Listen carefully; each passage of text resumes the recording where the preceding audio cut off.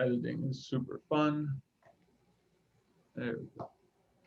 Maybe bring that up just a hair.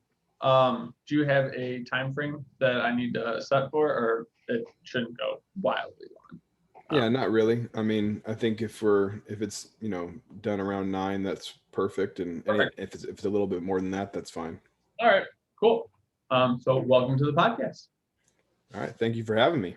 Absolutely. So we'll start off the same place everybody else does. Let's go growing up to middle school. What type of activities were you in, sports and otherwise? Well, my first recollections with sports in general was just that it was everything for me. So, the three main sports for me were football, basketball, baseball. I was at a point, I think, when I was young where not only was I definitely going to be a professional athlete, but I was pretty sure I was going to be a professional athlete in all three. Wow. And I, like that was like, as a kid, that's your mentality, right? You want to play whatever you love, right? Or you want to do whatever you love. And I didn't necessarily have a favorite. I loved football, I loved basketball, I loved baseball.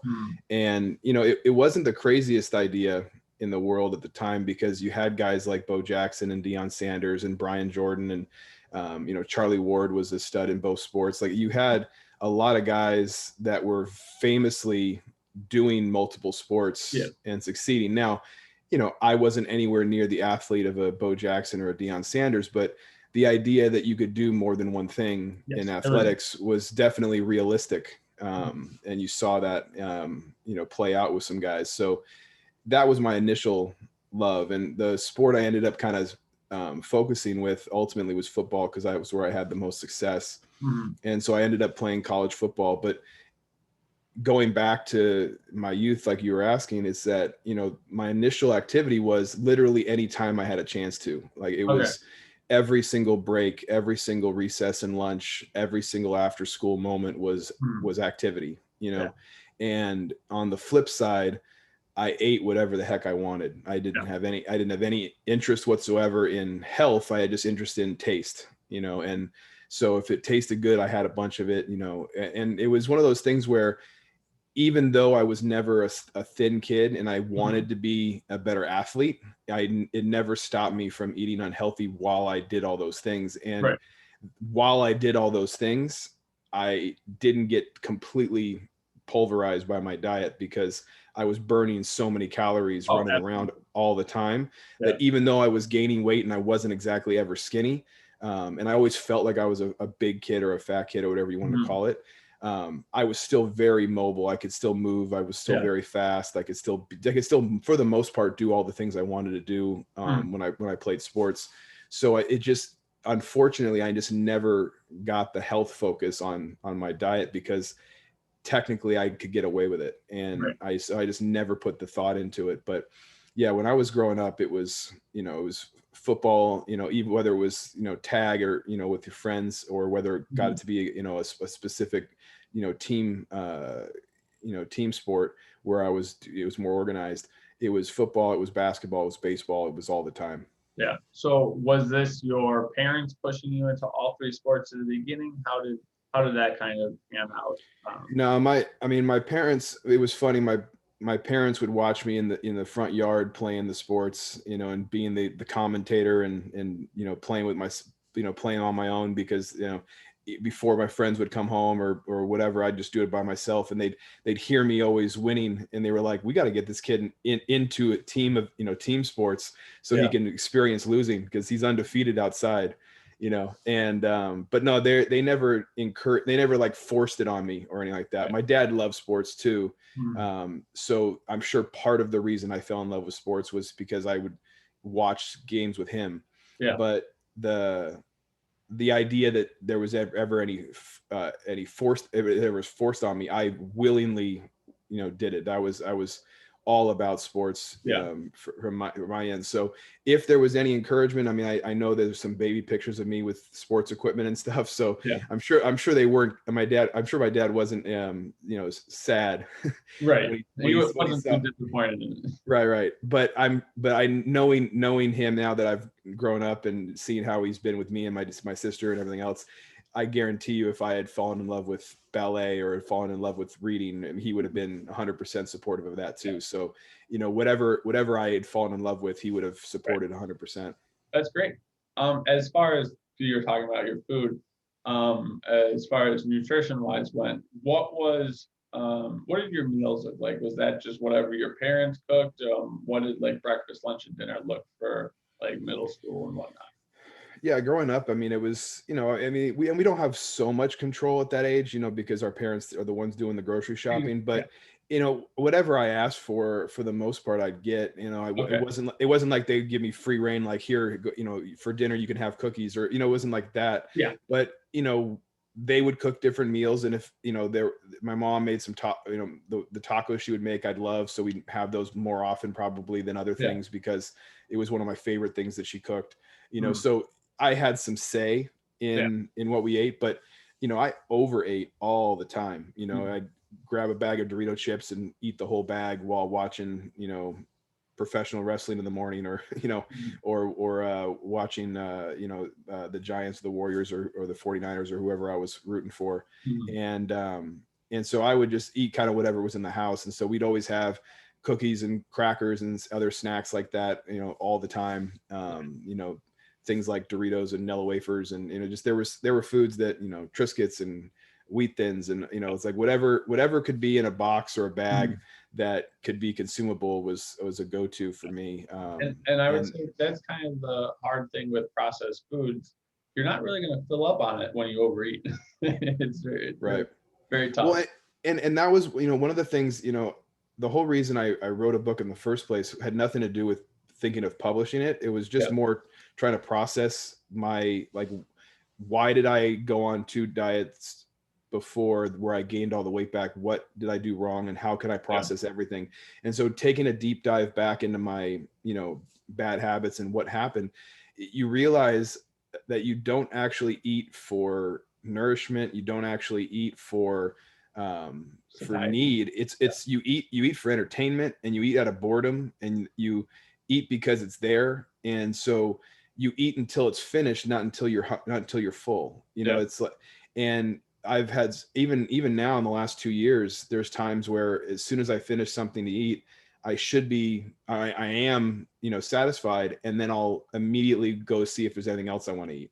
Yeah. And the huge difference now is that I'm going to other healthy foods instead of unhealthy. But but then it was like, if there's more chips in this bag, I'm probably going to eat them. Not am I still hungry? Right. So most of the overeating was done on snack foods, not necessarily, hey, I'm gonna have like 5 tacos and then I had 12 tacos. So it was more or less the snack stuff that snacks have always been the bigger culprit, because I hardly ever, even now, I hardly ever snack, because it's like, okay, I mean, I'm way more consistent now, but it's like, oh, okay, it's time for my snack. Like that, that never ever entered my mind in my entire life until the last couple of years, where I've tried to be more, more cognizant of spreading my food out and being more deliberate. But when I was a kid, it was like, oh, there's some chips over here. Okay, I'm gonna have some. It was, kind of the famous, are you hungry? It's like, well, I could eat.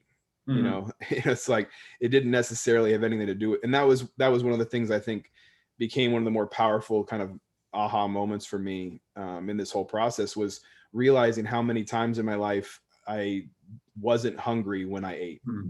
And that, so it actually had nothing to do with hunger, because we get that sense too, I think, where, oh, well, we have to eat to survive, so can't be all bad, and or whatever, whatever you use to trick yourself into a meal.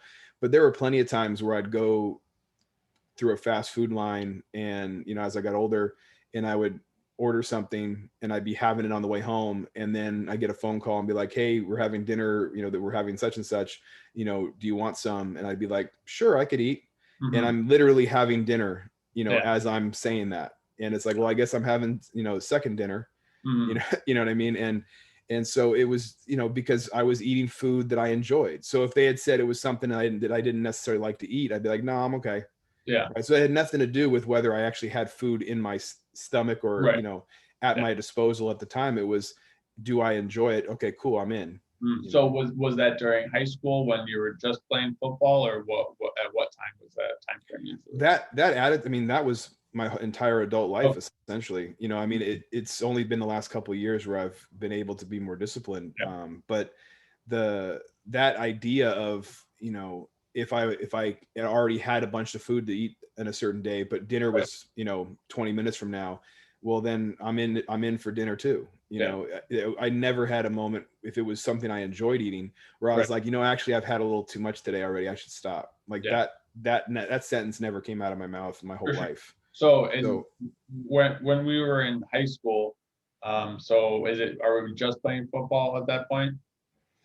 football and basketball and track, Oh, okay. in high school, and then and so I was always doing something after school. When even the years that I didn't make the basketball team, I ended up Yeah. actually working for the basketball team as an Oh, excuse just to stay on like yeah. the coach actually in my last 2 years invented a kind of a practice squad, just so that I could have an excuse to play, Yeah. and practice with the team, mostly because I just wanted to have the ability to be out there running around. And when I didn't do that, I was just working out for football Mhm. or doing track. So there was, in 4 years of high school, there was never an after school moment that didn't have something to do with one of those three sports. Yeah. And So go ahead. for track, what events did you do in track? I ran the 100 and the 4x1, and then I ran the 200 very poorly. And sometimes if we needed points, I would do shot. Yeah. But yeah, the 100 and the 4x1 were my main events, and which kind of also went to this whole thing, was that I always had the ability physically to be a much better athlete than I was letting myself be Yeah. diet wise. What If I so if I had the diet discipline I do now, I would have been a much better athlete, because I never gave myself the best chance to have the best chance with those events, because I never ate properly. right. Well, what were some of your 100 times? Or do you remember I those? I ran, I tore my ACL my senior year, so I didn't get to run my senior year. But my junior year, I think 11.5 was my fastest 100, and then I was at the point where my 4x1 was about 11.1, 11.2 split. So I was at a point going into my senior year, because I tore my ACL playing football my senior year, where I was super highly motivated that I could, if I worked hard enough, I could break 10.9 Yeah. in the 100. I don't know if I would have, because going from 11.5 to 10.9 is a huge jump. Yeah. And a half second in any sprint event is Yeah. a lot, especially the 100. But that was something I always was hoping to get. So it's like, and I had no control over my injury, but that's kind of my one athletic regret, was that I never had a chance to pursue that. Yeah. But I mean, so I wasn't ever going to go to like state running the 100 or the 4x1, but I was, Mhm. one of the fastest kids in my Decent. school. And So so that was always fun. yeah, as far as track went, what did it look like for training and stuff like that? Where they just say, "Hey, go run"? Did they give you specific schedules? Were you in the gym lifting? What did training look like? Yeah, it was, I mean, I always, it's funny. I always struggled with some of the training because it was longer distances than I was comfortable with. I was always in my head, I was always a sprinter, but some of the sprint events are brutal. We'd run 300s and 400s and 500s, and I'd always, joke with my coaches that it's like, hey, I don't ever have to run that far. Yeah. And never realizing at the time how valuable those longer runs, especially if we're training to sprint those, Mm. would be for my endurance. Because when you do track, if you run the 4x1 and you run the 100 and you run the 200, and you should run the 4x4, most sprinters do. If you're running those four events all in one day, you need to have way more conditioning than Mm. just being good at the 100. Right. And I was always very short-sighted with my my mental aspect to the sport, because I was like, no, I'm running the 100 and the 4x1. I don't need anything more complicated than that. And Yeah. it's too bad I didn't have like my older self, or ever listened more with my coaches, because I've coached track since, and I've been a track coach for several years now. And I wish I had me as a coach to get to get out of my own head and be like, Yeah. hey, this is why it matters so much. But yeah, we would do different sprint work. We would do different hills and different things to build our strength. We do different different kind of sprint techniques as far as working on getting out of the blocks faster and those kind of things. But yeah, track was always something I really loved, and in hindsight, wish I would have had the diet and the discipline to attack those events with more with more intelligence, so that I could have had the best chance to be the fastest I could have been. Yeah, for sure. So as far as diet went, when at that age, was there ever a conversation about, hey, you're eating too much, or people were saying this, people were saying that? What was kind of your relationship with food? Was it positive? Was it negative? Or it just was? I'd probably say it was more just was. I mean, I think I was always conscious of the fact that I was eating unhealthy. And Okay. so there were times where, maybe I'd be consciously try to eat healthier, but even when I would eat healthier, I was eating foods that I enjoyed. As I almost never even tried a vegetable as a high school kid, Yeah. or tried new foods that were, I looked at as only healthy. Mhm. And so if I had a salad, it had, dressing I liked, and it probably had chicken and other things that I already enjoyed. So Yeah. it wasn't like, oh, I'm gonna have a salad because I'm gonna change my ways. It was like, that salad looks delicious. It Mhm. was, I'd say 99 times out of 100, I was taste buds driven on Okay. anything I ate. And, I think there were times where both my parents would make some comments once in a while about, hey, maybe don't have as much of such and such. But I never was told by anyone necessarily, even coaches really, to focus on my diet. I think it's one of the things that um, I'm sure there's a lot of coaches that I had that, had they known what my diet was, would Mhm. have been more proactive about getting me to be better. Yeah. But even especially at the high school level and even at the college level, coaches don't necessarily pay attention to kids' diets, at least then, as Right. much. And I think mostly because you only have so much time to work. And so that work is going to be focused on the athletic part of it and Mhm. not on the other things. Because had we been told, hey, this is the kind of diet you should have, this is how many calories you should have, that can also lead to a lot of extremes with the kids at the in the high school Yeah. level, to where you might actually damage kids because they put too much emphasis on having to be Yeah. perfect. And so, And it's just a number too. right. Well, and so, and Mhm. a lot of times kids don't know how to be nuanced in anything at that Yeah. time. So if you told a kid, all right, you're only allowed to have this many calories, they'd freak if they had more, or if they Yeah. didn't have enough. And you don't need kids over stressing about a million things. So as a teacher and a coach, I think it's the strategy of like, well, then what can we focus on that we should Mhm. have a lot of control over? And it's, what you do as far as conditioning, what you do as far as preparing for specific events. And that's going to take up enough of your time. You don't have the time to be like, okay, and here's a nutrition plan Right. because this is what you should do. And Mhm. I do think that, coaches now, they put more emphasis on it, but they, even now as a track coach, I don't ever tell my kids, here's what you need to eat. Right. But we talk to them about how important it is to cut things like soda out and replace it with other things. And like we give them guides, but we never say, here's what you should do. Mhm. Because I think too often you'll have some 15-year-old who ends up being anorexic or bulimic because they're trying to be the perfect extreme of whatever you think that they need to be. Right. And you don't want to end up harming kids more than they already are if they're obsessive about anything. And so it's more about protecting them by not putting extra pressure on them, because for the most part, and this, is that what you eat in some ways is irrelevant as long as you eat in moderation. So Mhm. if kids just have a slightly more disciplined relationship with their diet, they're going to be fine anyway. And as a high school kid, you're burning so many calories at practice and during the day that you're probably okay. It's, if a kid's 400 pounds, you can have a conversation with them about, here's some ways to Mhm. lose some weight. But as long as a kid's relatively close to a weight that makes sense for them at their age, Mhm. it's actually sometimes more trouble than it's worth to have those conversations. Yeah. Yeah. What a lot of people don't understand is if you're gaining like a pound a month, that's only like an extra 100 calories a day. And Right. that's kind of hard for your body to see. But when anybody diets, they're never going to be like, all right, you need to eat 100 less calories a day. Like Right. it's usually more extreme. So it's hard to kind of teach that or show that. Definitely on like a diet plan when it's just like, oh, just do this, and they're going to probably go the other direction pretty extremely. So as far as football went, still back in high school, you said junior year you tore your ACL Senior or senior senior year. year? So Okay, so my first 3 years of high school, I was able to play. Freshman year I played football and then didn't make the basketball team, and then went out for track. And then sophomore year I ended up doing all three.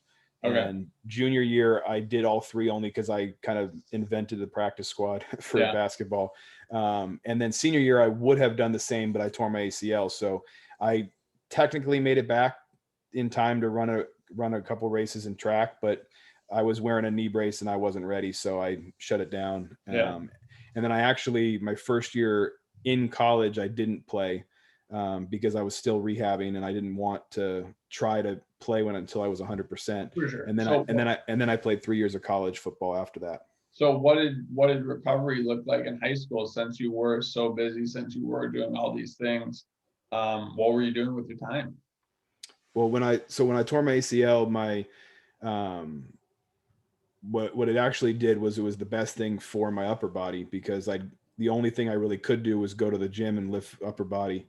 Okay, So I was going to the school's gym and bench pressing and incline and flies and curls and doing any lift I could do, and then ultimately I'd start doing 5-pound leg extensions and 5-pound leg curls and just getting yeah, a little bit started on that.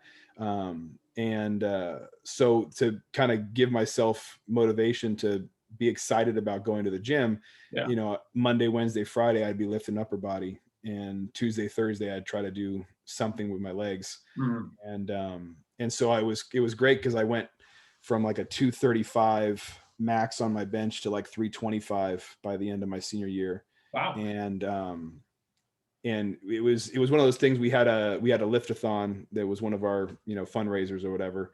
And I don't even know if I raised money for it, but it was just one of those things we would go out in the middle of the quad, we'd bring the benches out and we'd do our max bench in front of everyone. So it was a great motivator to want to lift as heavy as I could. yeah, And it was funny because I had 315 is 3 plates, so it's so that was the number I wanted to hit more than mhm, anything. Once I started to get in the vicinity, once I hit 300, it yeah, was like, all right, I got to get to 3 plates. right, So I forgot how. So what if, for argument's sake, I think maybe I hit 315 for argument's sake, maybe a month before the liftathon. So I was already pumped that I knew I could do 3 plates yeah, at the liftathon. But so then I immediately was like, well, I got to get 320 because that's only 5 more pounds. yeah, And I couldn't. So I was like, oh, that sucks. So hey, at least I'll get 315 on that day. So I do 315 and I get it. And I'm like, here, put 325 on. Cause I got a fan base right here. Like I got yeah, people cheering. So it's like, the adrenaline alone, I know 320 is like a mental block at this point. yeah, So just put 325 on and I'll try it. And so I did, I hit it. And it is one of those things that first time I hit 405 in college was the same thing. I was coaching at the time too. mhm, I was helping coach a team in the off season before I went back to school. And so like half the team was in the weight room. And so them just seeing 4 plates on the bar was already yeah, like, they were already pumped. Like it didn't even matter what I did with them. It's just the fact that anyone even doing it, yeah, attempted a 4th yeah, plate or even a 3rd plate for that matter for them. And so then, again, as I'm trying to put it up and, the whole room's going nuts. And so just that extra adrenaline made it really yeah, easy to do, or as easy as it could be. for sure, But yeah, I mean, that's what really got me to be more of a well-rounded athlete for college football, was that because I couldn't do anything with my legs, mhm, and I had such strong legs before it. So it was like my legs were going to come back as soon as they were ready, but yeah, I didn't have that much strength in my upper body okay, up through my senior right, year. So it really gave me a chance to really focus on that, and so it made me a mhm. more well-rounded athlete because of it. For sure. So as far as your lifting and sets and reps go, where did you go for the information? Was it from a magazine? Was it from your strength and conditioning coach? Where was that info coming from? It really, I mean, over the the 3 years before I became a senior, it was really just from older players. Okay. It was funny that, the coaches, I maybe got coached on weightlifting, you know, when I was in 8th grade going into my freshman year by one of the coaches, Mhm. like, who was just introducing me to the weight room because I was going to go to the high school, and Yeah. so that whole summer I went in, and so he was showing me kind of the ropes a little bit, and that might have been the last time anyone ever talked to me about what to do or how to do it. Really? It was more just seeing other guys. I mean, I was, the way that guys will completely jack their back up to do bench press, like, guys weren't doing that in high Mhm. school, and that's why I didn't do it. Yeah. And it's one of those things where I got lucky, because had guys been always doing that, I might have done it too. Mhm. And there's accurate ways to do that where it takes pressure off your shoulders and stuff Right. like that I've learned since. But the way that kids were doing it in high school that I've seen, Yeah. is just brutal to Excessive. their health. But yeah, I mean, it's funny, the coaches would open the door, unlock it for us, and then they just kind of chill. And it was one of those things I realized that once I became a coach, I wanted to, 180 and be like, no, Yeah. no, no, if I'm here, I'm teaching, Yeah. and So I'm helping. were you running 5x5s, 3x5, pyramid, just everything, or what was it a linear progression? Yeah, most things, my first few years, most things were just, 3 sets of 10. That's what everyone did. So I would do Wow. 3 sets of 10 That's of whatever. So, I wouldn't do heavy weights necessarily because, trying to do sets of 10 was really right. brutal. Still. Once I got to college, though, pyramid lifting became how I got stronger. Yeah. And so I would, and it's what I've taught all kids since, is for, like, and bench and squat are the two easiest ones for pyramid lifting, because I would do a set of 10, add 15 pounds, do a set of 8, add 15 pounds, do a set of 6, same for set of 4, set of 2, and do that for argument's sake, do that like Monday and Thursday. And then Mhm. the following Monday, try to add 5 pounds to each one, Yeah. if I could hit all of those. Right. And so in college, I added 40 pounds to my max by doing that over 8 weeks. Mhm. And 8 weeks. That's pretty quick. Well, yeah, and I mean, it was one of those things where in college, you were trying to hit you're trying to hit your numbers as high as you can, right? Yeah. You're competing against all your teammates and everything else. So it's as highly motivated as I'd ever been Mhm. to building weight, Yeah. and also where that weight mattered. Like, since, like, especially now, I've only lifted heavy because I miss it Yeah. sometimes. And so, before the pandemic and everything, I'd be at the gym, and sometimes I would lift heavy just for fun Mhm. because I like it and I was good at it. Yeah. But, like, there was a stretch in, like, January of last year where I'd gotten pretty close to my max, for that I'd ever gotten. Like, my numbers were getting Wow. close. And but then my shoulder started bothering me, and I'm like, well, then I'm done. I'm Yeah. not going to lift heavy, because what am I doing this for? I'm doing it for the same reason I would eat a bag of chips when I was a kid. I'm just doing it for entertainment. Yeah. I could lift less heavy and get just as effective a workout, Right. but also not be in the emergency room with a messed up shoulder. Yeah. And again, it's like, what am I lifting heavy for? I'm only lifting heavy for my own selfish entertainment. Mhm. So at this stage of my life, it wasn't worth it. But, having all those years of experience now with lifting, and to go back to your original question about where I learned it from, it's like, I just kind of learned on the fly with just trying things. Like, For sure. there were things I was doing that even the pyramid lifting, a friend of mine wanted to do it that way because he had heard it was a good way. Yeah. So we tried it, and we ended up really, having success with it. Mhm. But, whether I was doing 3 sets of 8, 10, or 12, as long as you're doing the correct form, it's Mhm. irrelevant, right? It's the Yeah. same as a diet. It doesn't really matter what you eat as long as your numbers are, Yeah. are accurate. So, what you lift and how you lift it's more about, as long as you're not doing something that's going to harm your muscles because you're doing it incorrectly, Right. the number of sets or all that kind of stuff is somewhat irrelevant, but Mhm. at least by comparison. Right. And it's not like we were professional athletes or anything like that. So those specifics, not necessarily as big of a deal. So how did you find yourself playing college ball? Was it D3, D2, D1? What was the recruitment process there? So I went to junior college out of high school, and Mm. so I had talked to the coach beforehand, and I think for the most part, because of just my ability on the field at the time, I'm pretty sure if I had walked on to any junior college in the area, I would have made the team. Yeah. But I went to a school that I wanted to go to the school, Okay. and I did like their football team, and I had talked to the coach. But like my first year, I didn't play, Okay. and it was one of those things where it was such an informal conversation initially about playing football there, that Yeah. when I went out for the team my second year there, he was like, "Oh yeah, didn't we talk before?" Like it wasn't like, where the hell were you or anything. It was like, Yeah. so that was how casual the conversation was. But he knew me from high school, and we had talked, and so I made the team in part Okay. because I was good enough, but also because he knew me a little bit. But Mm. it wasn't anything where I was like being recruited heavily by any schools. I mean, I'd gone to a couple of camps at Stanford, because I'm from the Bay Area, Nice.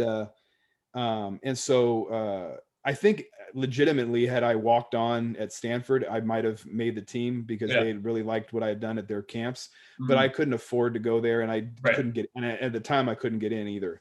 Yeah. I mean, I had like a 3.5 GPA, so I think maybe if they thought, I don't think they thought enough of me as a football player to let me in with a 3.5, because Yeah. Stanford's standards are a little more extreme Yeah. when it comes to grades.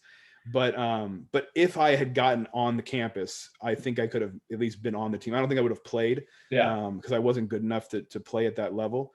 But Mhm. I played junior college, but because I had missed my first year, I'd already been in college for 2 years by the time I finished my first season at West Valley. So I started getting recruited by a couple of schools, and there was a small school in Kansas called Bethel College, that is an NAIA school, that had recruited me. So I Cool. went out. So I went out there, looked at the program, was satisfied with the program there, and didn't necessarily want to play a second year of junior college and now have 3 years of college under my belt. I figured, let me go to Bethel, and I'll have 3 years of eligibility to play. Yeah.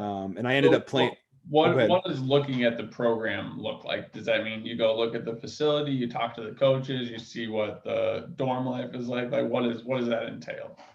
Yeah, pretty much all of that. A couple kids that were on the team, kind of were my guides. They kind of took me around town, went to local bar, whatever, just Yeah. check out the nightlife kind of thing. Look at where the dorms are, look at what the school's like. And it was funny. It was when I flew out there, it was one of the warmer days in Kansas at the time, and which was very convenient, because Kansas has got brutal weather. And for a Bay Area guy, had they recruited me on a day where it was snowing, I might have gone home pretty quickly. Yeah. Um, and of course, my first year there, the winter was brutal. It was like the coldest winter they'd had in a decade, and I was like, "Oh, thanks, appreciate that." And Is we it had we had we had quite a few guys on our team from the Bay Area and from Texas. So oh no. almost half our team was just like, "What is this weather?" But it was cool. And at the time, it was the only school that had offered me a scholarship to that point. Sweet. So had I continued to look into other schools, or if I had tried to walk on at some schools that were closer to Yeah. home or better, I might have been able to do something with that. But Right. a part of me was like, bird in the hand, and let's just go. Let's Right. let's do let's do So this. So so I can try to guess, but probably wouldn't go too well. What position did you play? I was a fullback. So I'm 5'6", and at the time I was probably weighing about 220, 225, something like that. Yeah. But yeah, I played fullback, and it was funny. Like when I was at West Valley, and then when I was at Bethel, I always ended up in a rotation. I was never a full-time starter, so I'd always have a couple other guys that we'd kind of rotate in and Yeah. out. But yeah, it was something I was always passionate about. That Mhm. was my sport, that was my position. Yeah. It's one of those things where as I started to see that position kind of die out in college and pros, it was one of Yeah. those things. I had that single tear come down. It's just like, the good old days when every team had a fullback, Right. are kind of gone now. But But I feel like yeah, that was a big part of my life for a long time. yeah, to get noticed at that position, like what does it look like? Because it's definitely not flashy, but it's more about getting the first downs, getting 3 or 4 yards, the consistent stuff. Like, how did you get noticed in that position? Well, I think that's part of it too. Like in my career, I never necessarily got noticed, in part because as a fullback, you don't have the big stats. I mean, in high school, I was averaging like 5 yards a carry. And when I got the ball, I'd do pretty well. I had a couple of long touchdown runs in high school, but I also tore my ACL my senior year. So my total numbers weren't very big at all. I think I ended up only like 200 yards because I got hurt after the fourth game. Mm-hmm. And so so it wasn't like I in theory could have gone to like the high school all-star game, but I wasn't going to make that team because I wasn't healthy. And even if I was, the guys that went from my school had better years than I did. Mm-hmm. I think at the time they were like, I think we need a fullback, but it was like I couldn't play if I wanted to. I was still recovering from my injury. Mm-hmm. And so I didn't have that kind of exposure that some of my teammates had. And then in college, one of the reasons I was recruited to Bethel in the first place was because the guy that was the coach at the time asked my coach, who are guys who are sophomores that, are good students that, are good players. And he kind of gave them a list. He gave him a list of like 4 or 5 of us. And so we all got letters to be recruited. And then Nice. me and a buddy were the 2 that went out there to check it out. And he ended up going to a different school because he had a better offer from somewhere else. Mm-hmm. But yeah, I mean, it was just, it wasn't like we're looking for fullbacks and you came up in our database.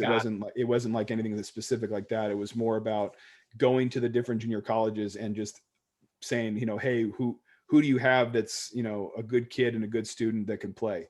Okay. And so my coach gave him a list of a few guys. So they sent, game tape of all of us. And then, so they didn't like cut up highlight tapes of me at fullback. They just cut up game film and just sent the game film to them. And so they asked for, I think 4 or 5 of us. Mm-hmm. Well, so I mean, it sounds like you got all the sports going on, lifting, whatnot, extremely busy, but still having a 3.5 in high school, like that's pretty good. Where did you find the time? Was school easy? Was it hard? What was that for you? You asked about school? Yeah. I mean, I was always a good student. When I was in high school, I think I ended up with about a 3.5, and then in college, my passions led towards journalism. I wanted to be a sports writer. That was kind of my thought for my career. And so I wrote for the, school paper in high school. I wrote for the school paper at West Valley, wrote for the school paper at Bethel, and it was, trying to do whatever I could. I took a couple communication classes that had to do with radio at Bethel as well. Mm-hmm. Trying to get into that field. So once I left Bethel, after 2 years there, I transferred to San Jose State and got a degree in broadcast journalism, Very cool. as a way to try to get into that field. And it's, such a tough competitive field to get into. Podcasts weren't around, streaming wasn't really around when I graduated in 01 or 02. So I graduated in 2002, I think. So we were just in college. We were just looking at like the idea of putting a video on the internet. Mm-hmm. Like just the idea, like YouTube didn't exist yet. So just the idea of just streaming video onto the internet was still kind of revolutionary. Mm-hmm. And it took it was a lot more complicated than just uploading a video. Right. And so, I look now at what I wanted to do, and it's like, man, if I could have had my own blog, and if I could have had my own, YouTube channel and give daily sports recaps and, of whatever, I could have had much more of a chance to at least have some content to share, to share with people. And it's not necessarily easier to break in now, because now there's so many more places. So there's so many more people that can show their talent. So it's actually in some ways just as hard. It's just a different version, but at least you're able to, in a very inexpensive way, if you want, share your talents in different ways, and get your content out there. And then Right. at least if someone's like, oh, you want to be a sports writer, you want to be a sportscaster or whatever, it's like, well, what have you done? It's like, well, here's all the things I've done. You actually have Yeah. a big barrel of stuff you can show them, instead of well, I wrote for my school paper. Yeah. The options were so much more limited, then. And so I loved it when in college I was, I ended up, broadcast journalism. So we had our own TV station that we would do our sports news and stuff. So Cool. I was fortunate enough. I went to San Jose State, so I got to cover Tommy Smith and John Carlos being honored for the 35th anniversary of 1968 and their runs there, because they were from San Jose State and ran during the era of Speed City. And so the statue they built for them was just being announced that it was going to be built when I went there. So they both came to the school and I got to interview them for the station. So that was one of the highlights of my sports life in reality. And I don't know if you know this story, but Neil Perry was a player on San Jose State at the time, and he had dozens of surgeries after having his leg amputated, and ended up making it back by his senior year back onto the field to play a game with an amputated leg. And so it got, New York Times and all these different outlets were there for his, kind of comeback announcement. And so here's my little camera from Update News for San Jose State, shooting and asking questions at the press conference. And I've got like CBS and ABC left and right of me. And it's like, what's up? Hey, I got a question, and so that, well, just, what does it feel like to finally be back with your teammates after 2 years of rehab? Is there, you have any sense of normalcy?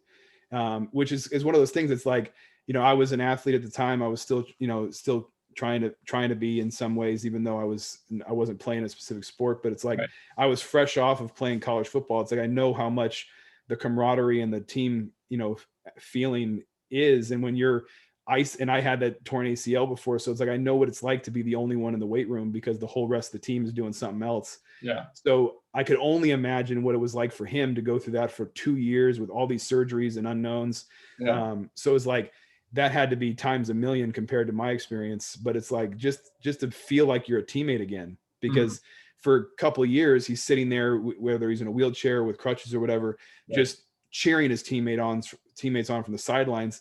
So no matter how much the team embraces you as part of the team, you don't feel part of the team, right? So what was the story? He lost his leg? Was it from his... So it was an injury on the field. I think it was his freshman year, and the injury was so complicated and bad that they had to amputate. I think just below the knee. And so he was told he might never walk again, let alone because even then, I mean, this is 2001 to I can't remember exactly what year, but it was around that same time. And so it wasn't like the way that the evolutions of amputations and all these different things that we have now wasn't as prevalent. So his leg was still pretty revolutionary, what they were able to do to give him something that was that allowed him to be competitive. And it was still very dangerous in a lot of ways, because it's like football is such a contact violent sport that it wasn't something where he would have been able to pursue it, in the pros, because it just wasn't. I don't think anyone ever will necessarily be able to, maybe someday, hopefully, but just the idea that the damage that could happen to that leg, again, or whatever, might be too much. But he wanted to play again. They ended up putting him on the punt return team. Was like the one team he got to be on. And it was funny because San Jose State wasn't very good at the time. And he wanted to play the last home game his senior year. And it was, I'm 99% sure it was against Nevada, and they couldn't force a punt for 3.5 quarters. So we're sitting on the sideline and we're just like, they can't get the punt return team on the field because Nevada's, better than them. And they're just not. So finally in the fourth quarter, they finally forced a punt, And it was like, we're gonna have actual like B-roll of him on the field. This is amazing. We're gonna get a shot of him, So and so and it's one of those things too, is when you're working the camera and trying to do the story, like you better get that shot. Like you better get the video of him, running on the field and being lined up, and then and pursuing the play and everything else. So how wild did the stadium go? Well, it was funny too, because so many people that were there were only there for that. And then, and now it worked out pretty well, because Jeff Garcia, who had played for San Jose State, was being honored at halftime. Okay. And so him and a couple of 49ers, because he was playing for the 49ers at the time too. So they honored him at halftime, and so a couple of his offensive linemen were with him, that was also hilarious, seeing guys that are like 6'7" and 350 pounds, like as essential bodyguards, with this little 5'10" quarterback. But so some people did leave after halftime, because I guess some people were there just to see him. Yeah. But there was a really nice crowd at a time when San Jose State wouldn't get big crowds. Right. There were still a lot of people there that were there for Neil, and certainly all the people that were there from any kind of news outlet were only there for Neil. Right. And so so it definitely, you could definitely hear the crowd from the field level when he got on the field. It was pretty cool. But yeah, those were two experiences that were maybe as good or better than any of my own sports accomplishments in life, was to be there for Neil's return and to meet Tommy Smith and John Carlos. So I was very fortunate in that way to be at San Jose State at that time. Yeah, that's super cool. So as far as we knew what our nutrition was kind of in high school, in college, what did it look like since you were able to, was it cafeteria? Did the coaches tell you this is what you need to do? What did that look like? Yeah, I mean, West Valley I was still living at home because I didn't have to go anywhere. It was close enough to home. So my diet didn't change much. It was still pretty much the same as high school. And then once I went to Bethel, it was the cafeteria, Monday through Friday. There was a 24-hour truck stop that we'd go to at 2 or 3 in the morning to have way too unhealthy food. I want to say there was this big BLT not BLT, but there was a couple things I ordered there all the time that were just terrible for me. But we'd sit up until 4 in the morning playing video games, and we'd get hungry at 2 in the morning and be like, well, let's go to the one place that's open. Yeah. And I mean, it was my diet was awful. Then they did monitor our weight a lot more closely, and so it was as much because if we ever lost weight because of dehydration, because Kansas weather is also very extreme. So it was not necessarily so much about don't gain weight as be wary of if you lose weight. So we would get, I think we got weighed once a week. I don't think it was more than that, but I think it might've been once a week. And so they were constantly, monitoring our dehydration and those kind of things, which was really good. Yeah. But so there, and I wanted to be somewhere between 215 and 225, but I didn't put that much effort into my diet as far as that goes, in part because there weren't really many healthy options at the cafeteria. There was, there'd be chicken fried steak at lunch, and there'd be chicken fried steak with gravy on it for dinner. Yeah. Like, if you were having like what they were offering, I had teammates that would have cereal 3 times a day. Yeah. Because it was just like, no, I'm not having any of that crap, but there was plenty of, like, we had a couple guys on the team that worked at the local pizza place. And so we'd end up with free pizza at the end of the night. They'd bring a big thing of pizza. And so I'd have 2 or 3 slices, because why not? So my diet was probably worse at Bethel than anywhere in my life. So did they talk to you about why it was important for hydration or food or anything like that? I think it was just kind of just more matter of fact of like, we're monitoring your weight to make sure that you are hydrated enough, and that kind of thing. I don't think we ever had a real complicated conversation.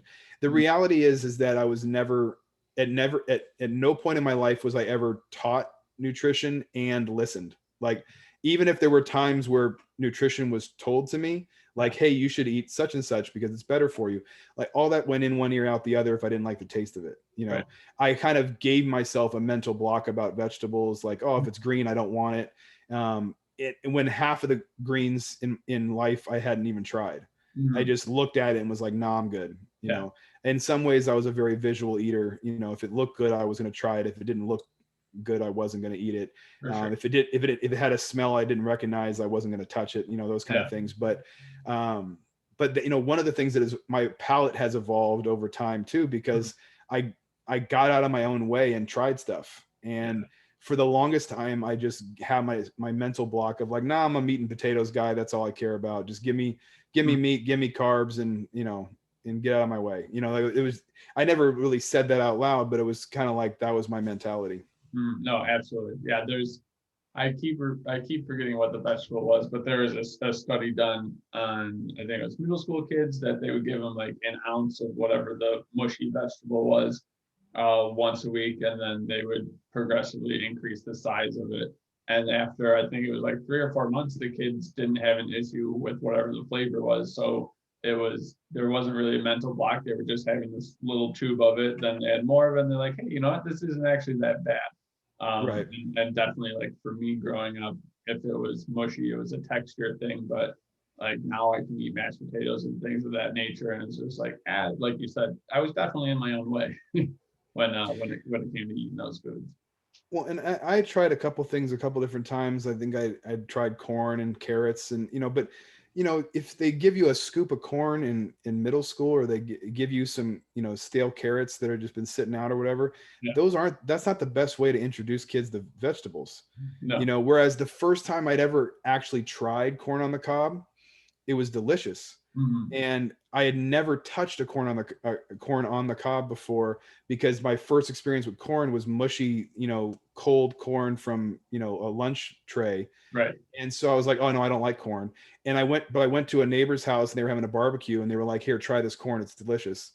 And I was more of an adult. I think I was in my early 20s. And so it was like, to say, oh no, I don't like corn, just seemed like it seemed immature. So I was like, oh sure, I'll try Yeah. it. So I put a little bit of butter on it and some pepper on it, and I went to eat it. I'm like, oh my God, this is amazing. Yeah. And I was like, how did I miss this my whole life?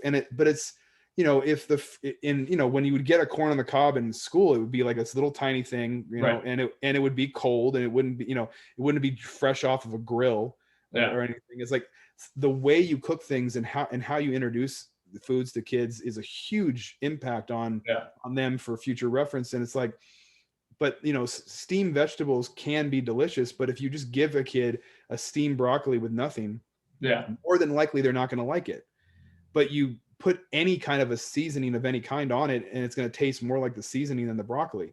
Mhm. And as soon as a kid realizes that, it's like, oh, okay, I can get away with eating this thing I really love if I also eat this broccoli, because that's what you want me to do. So I'm Yeah. going to have it with a little bit of pepper and a little bit of Parmesan Yeah. cheese, and now it's delicious. And it's like, oh, okay. And it's like, that's something I learned, and I took me until I was about 38 Mhm. to finally get out of my own way with some of those things. But it's like, now having broccoli is an enjoyment instead of Right. instead of the last thing I would ever consider doing. Right. Like a lot of people think like, oh, I just have to force myself to eat healthy. And like, that's not going to work. Like you have to enjoy it. That's, Right.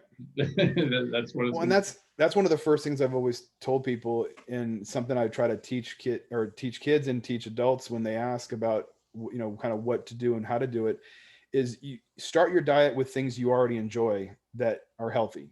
be. Because if someone says, hey, you need to have you need to have this specific diet with this specific ingredients, and you'll have success, and half of the things are things you wouldn't want to touch in the first place, Right. that's not a sustainable diet.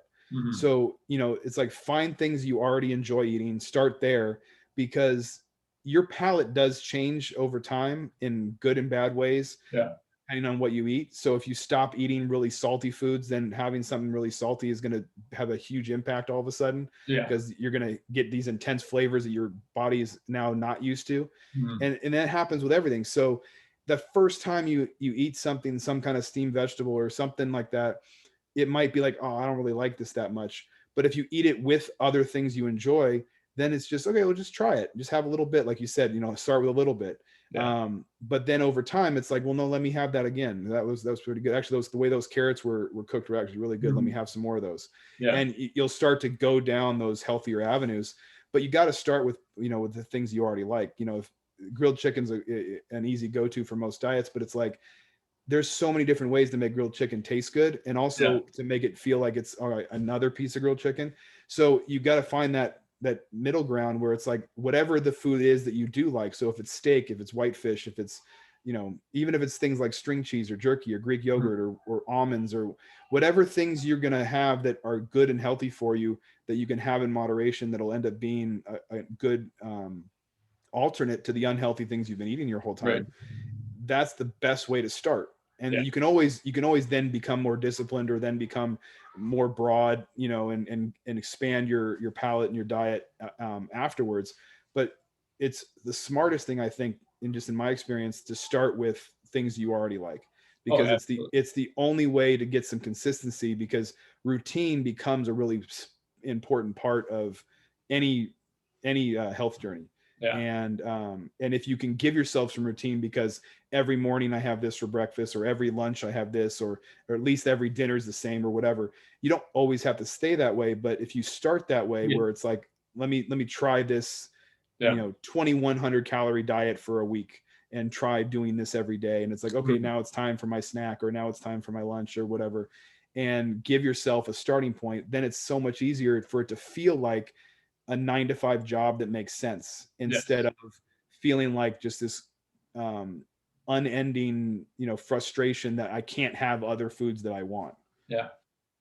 So as far as, so we're college, we're doing the reporting, the journalism stuff. Where did we go from there? So I left Bethel after 2 years of playing there, and transferred to San Jose State and got my degree there. Mhm. And so when I first got out of school, there really wasn't much opportunities to work in that field. I had gotten a internship at a local TV station doing high school sports, but they basically disbanded as a channel, as far as that sports channel, Whoops. that right afterwards. So there, my hope was I would start on that show and work for that channel, and then maybe stay there for a while, or maybe move on to something else. But when you start in, so I was living in San Jose, you know that's like the fifth highest market in the country, is the Bay Area. Nice. So to start in that area, it was super competitive.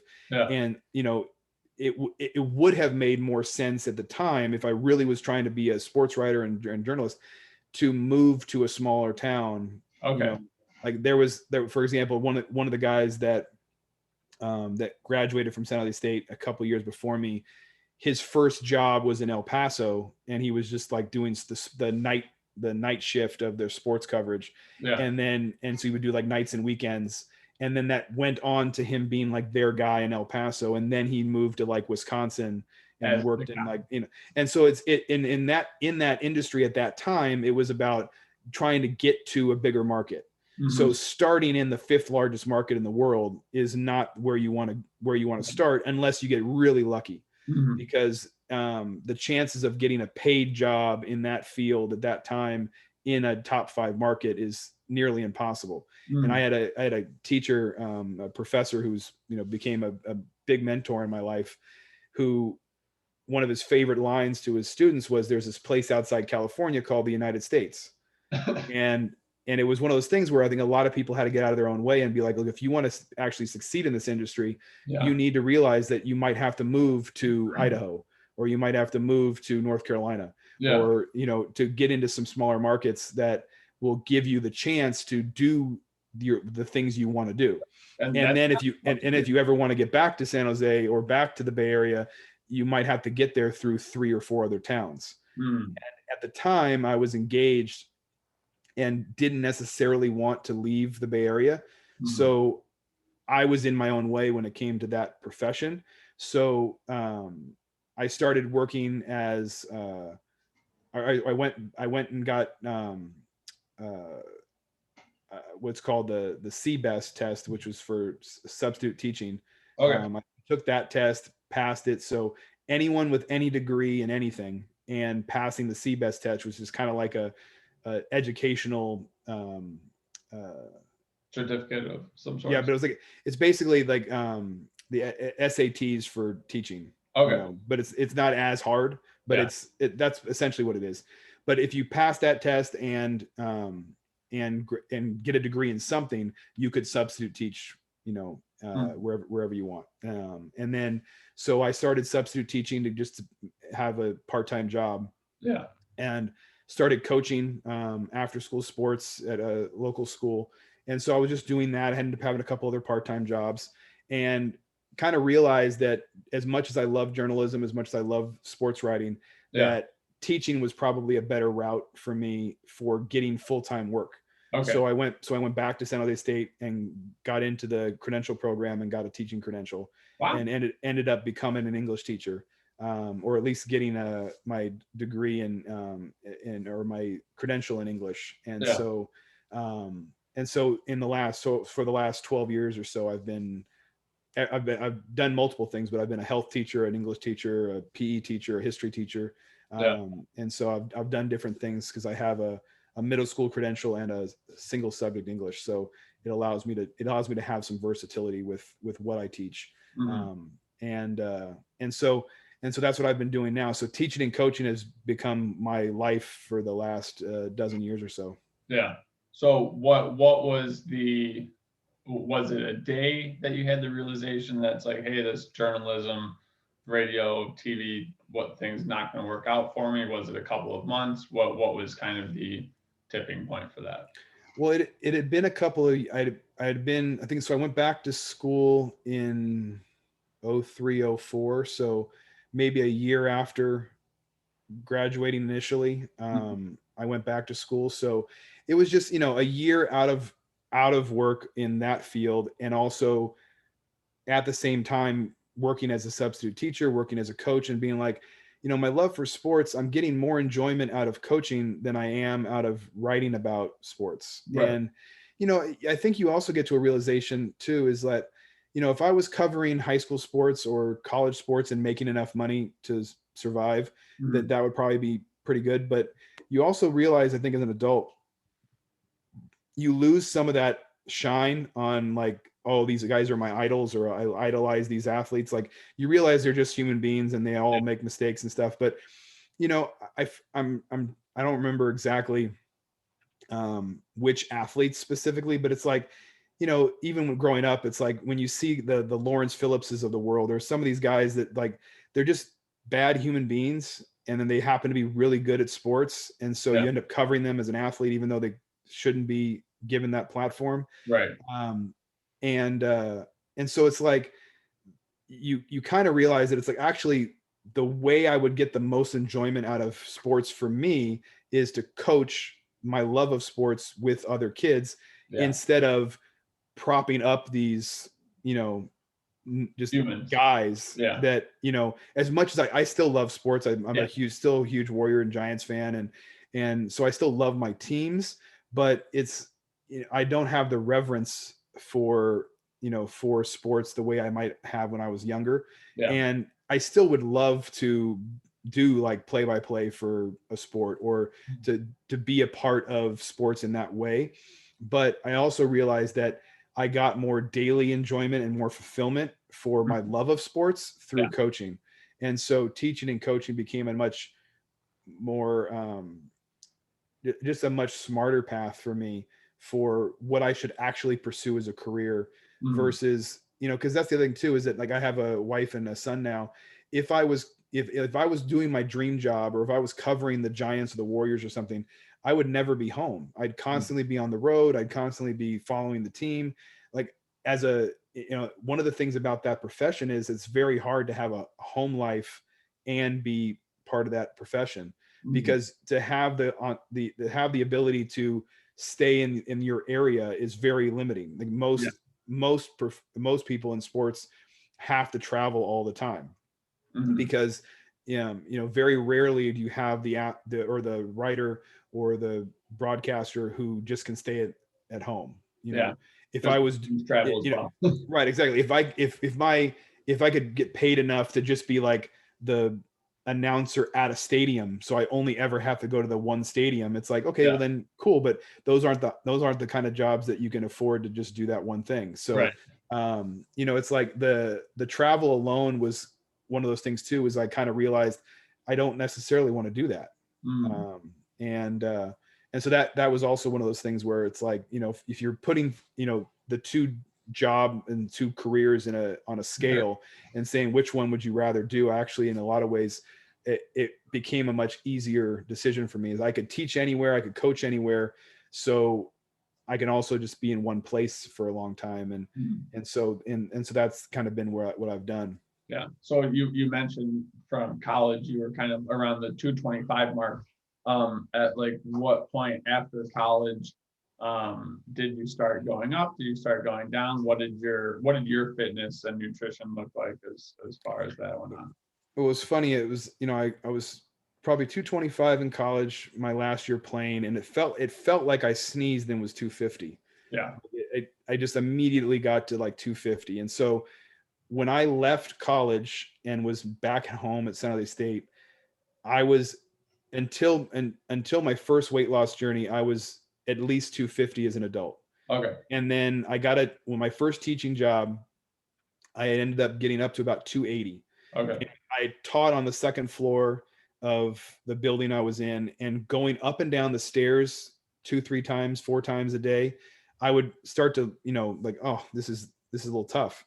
And I'm like, how did I get to 200? Like, it was one of those things where it's like, I looked at myself like, how did I get to be 280? Like, Mm. this is ridiculous. I was an athlete. What am I doing? Right. So my brother-in-law was working at 24 Hour Fitness at the time. They were selling these body bugs that you could wrap around your arm, and Okay. it would monitor how many. It was basically an Apple Watch, but just for calories. Yeah. But you plugged it into your computer with a cord, and it would not only give you how many calories you burned for the day, but you could plot your food. So it was basically like, so like I use MyFitnessPal now. So it was basically like having a, you know, Apple Watch and a MyFitnessPal in one. Nice. And so I used that, and I lost like 50 pounds. I went from like 280 to 230. And one of the reasons I gained the weight back that time was because I cared too much about the weight and not about the health. So I was very cognizant of trying to lose the weight, get down to, you know, 230 was a number I was like, okay, I'm back with the living. I'm back where I should be, even though I wasn't quite where I wanted to be. But then I started having cheat days and having, you know, cheat meals, and not doing workouts like I was before. So you did the typical diet. You just were eating pretty bland, just not eating a lot of food, working out all the time, and yeah. So I was monitoring my calories. I wasn't necessarily eating healthy. I was just eating less. okay. I would have smaller portions of things. So, and I would eat healthier foods, but I was definitely having like one serving of popcorn or one serving of chips. Like, I was being way more disciplined about how much I was eating, but I was definitely still eating unhealthy at times. Right. But I lost 50 pounds. And then I went from 230 to like 310, and, you know, over a couple of years. And so now, what do you think the cause of that was? It was, you know, a combination of a few things. I mean, the shortest version I could tell you was that I was engaged to be married. We broke up, and I was single for the next 4 years after that. And there was a long stretch there where I just didn't didn't care. Yeah. And it wasn't like a complete effort kind of thing. It wasn't like just completely give up, but it was just, I wasn't paying attention. Right. And I was not doing anything athletically at all. I wasn't going to the gym. I wasn't playing basketball with friends. I wasn't looking to do anything physical at all. Right. And I wasn't paying attention to my calories anymore. So there were times where I would eat healthier things, but I was just eating what I wanted to eat. And so over a couple of years, I went from 230 to 310. And so my niece had been born in 2011, and she's a couple of years old now. She wants to run around with her uncle, and she can't, because her uncle's telling her, no, I don't have the energy to run around with you. And I was like, I got to stop this. This is crazy. What am I doing? Like, I should be able to run around with my niece. Right. And so I went to a trainer. My wife and I went together. We started looking to lose weight and get to a point where we could lose weight together. We wanted to start a family of our own. And I went from 310 to like two, or like I went to like, I think I even got to like 315 maybe, because I was like, I went from 315 to 235. So I'd lost several pounds. I was doing a lot of the right things. We had a nutrition plan. I was being more careful about what I was eating. What did the nutrition plan look like? So it was, things like, being really disciplined, like things like egg whites and, really trying to limit my foods. I could eat all the steak and chicken and whitefish I wanted. It wasn't so much calorie based as it was like, just eat these things. So I was having, salads with, only certain things in the salads. I was having egg whites in the morning for breakfast. And so it was cutting out a lot of high carb things. It was having a lot of lean proteins, having a lot of low fat, things. The one exception that I was giving myself was I was drinking a ton of diet soda. Because it was kind of my way of cheating and my way of having something with no calories so I can get away with it. And so it was very unhealthy to do that, but it was also something at the time I was essentially addicted to. I was addicted to diet soda for a long, long time in my life. And so, but I was losing weight. So I didn't think about it as a problem, because I could drink, entire 2 liters at night and it would be fine. Cause it ended up kind of being my go-to. Like, I'm hungry, I want something to eat, and I already have eaten my calories for the day, or I've already eaten all the healthy food that I should be eating. Right. So let me have another glass of Diet Dr. Pepper. The success at that point was just on the scale. Yeah. Okay. And so I went all the way down to 235. I ended up training for a half marathon, which at the time seemed crazy. I mean, I didn't want to run the 200. So the idea of running a half marathon was hilarious. But my buddy was going to run it, and he's like, "Hey, why don't you train for it?" And I'm sitting there thinking, well, I've never ever run voluntarily in my life before in that kind of way. I've only ever sprinted. But if I start training for it, who cares if I run it? If I train for it, I'll do a lot of cardio that's really good for this weight loss journey I'm on. And so I ended up running the half marathon, and it was one of the coolest experiences of my life. It was one of the coolest sporting events I'd ever been part of, because the idea that people in front of me and behind me are cheering me on and encouraging me. It's like, I'm used to football and basketball and baseball where your opponents hate you, and they don't want anything to do with you. And you're on a track event, and the person to the right of you wants to kill you. For sure. So this idea, you have these people like cheering you on, and after they're finished and they see me still on the race, they're like, cheering me on, saying, "You can do it." And it's like, I love this sport. But it was, all that led me to getting to 235 and getting to a really healthy place. And I was sleeping better. I was, eating better. Everything about my life was great. We got pregnant. My son was born in September of 2015. And by the time my wife got to about 8 months pregnant, we couldn't go to the gym together anymore, because my wife really just couldn't go to the gym anymore. And so I stopped going to the gym. Okay. And then my son was born, and I was too tired to work out. And then my son got a little older, and I wanted to play with him and stay home instead of going to the gym. And so just little by little, it was all these same excuses. Now I was too tired to go work out, or I didn't want to go work out, or, now I just didn't make time for the gym anymore, or now I just didn't care anymore, because I just wanted to, after a long day and spending time with my son, I just wanted to relax. And so little by little, it was just right back to the old stuff again. And here I go. All of a sudden now I went from 235 to 320. Okay. And so it was one of those things where this roller coaster I'd been on, it was like, how do I keep getting here? Right. How do I keep getting to a place where I just stopped caring altogether? I just stopped trying. I stopped, especially that second time, because that's what was really the kind of the biggest thing for me before these last 2 years was I saw and felt the benefits of losing that weight so much in that moment, because the food I was eating was helping me have more energy in the day. I was sleeping better. I wasn't sleeping well at all when I was 315. I was having to take, Prevacid and other things because I'd have food late at night and then I'd have reflux and stuff. So it was like all these things were going away on their own. I wasn't having that anymore because I wasn't really eating late anymore. And I wasn't eating things that were giving me that in the first place.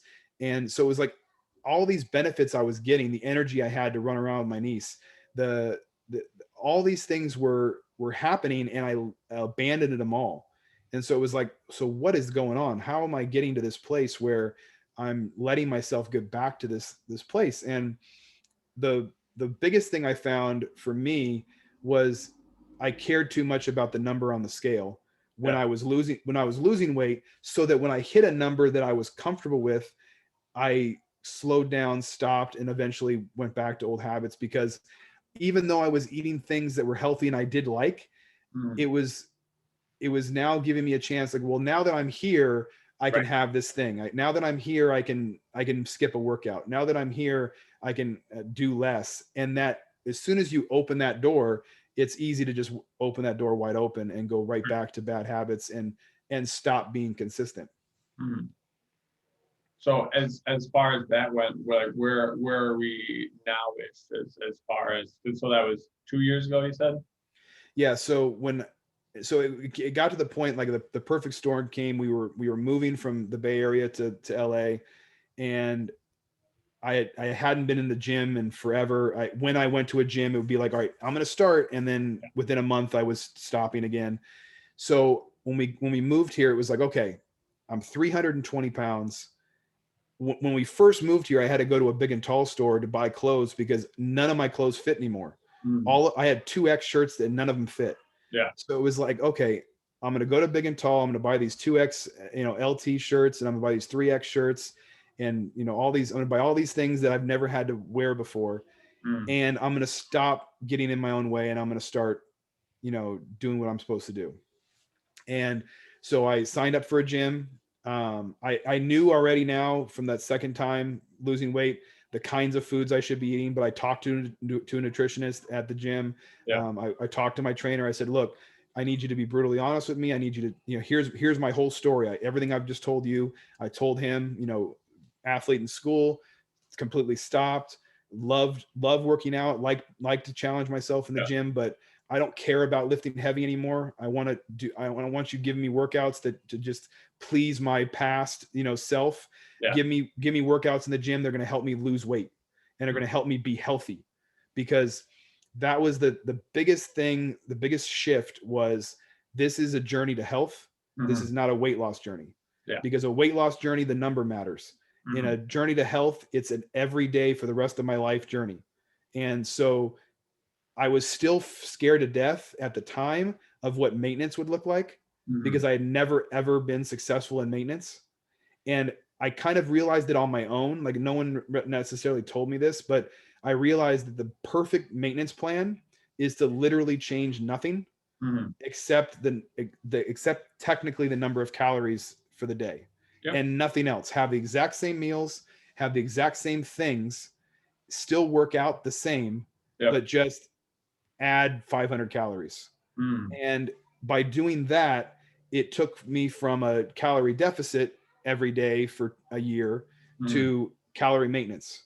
And still not having pizza, and still not having fries, and still not having all the other trigger foods that I don't know how to have one of. Right. And that if I ever have unhealthy food, it's a complete outlier.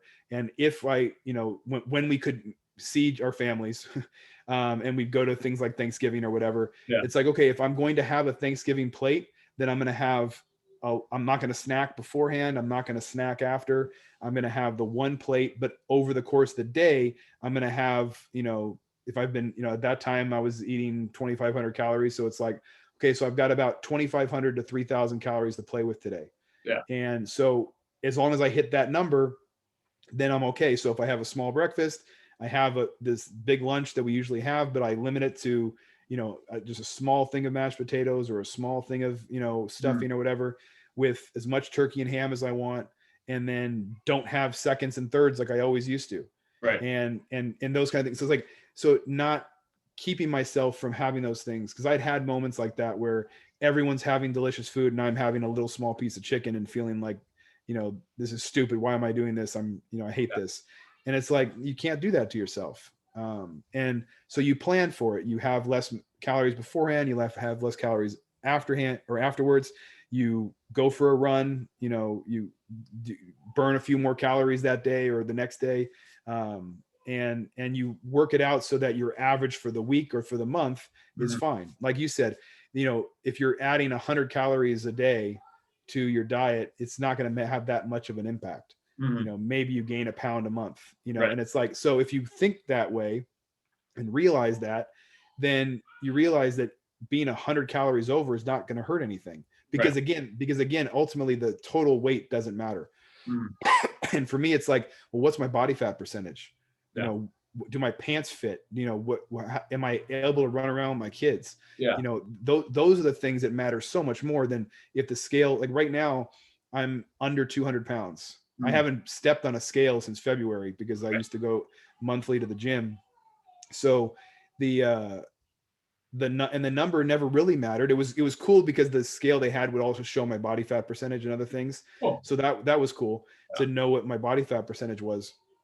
But it was like, once I got my body fat percentage under 20%, I was like, well, now I'm where I want to be. Yeah. And in February, in February, I was 190, I think it was 194, and my body fat percentage was 13.8. Wow. And I was like, holy crap, this is the healthiest I've ever been in my entire life. Yeah. And I'm still in the 190s. I know that because of, the monitoring my calories over the last 8 months. Yeah. And because I still am very active. And so I know I'm still in the 190s, but it's like, I don't have to care if I'm 201 or 191 or even 212. It's like, I know I'm healthy. And as long as I continue to do healthy things every single day and continue to be active every single day, and even on days I can't be or I'm not, I just go out the next day and do it.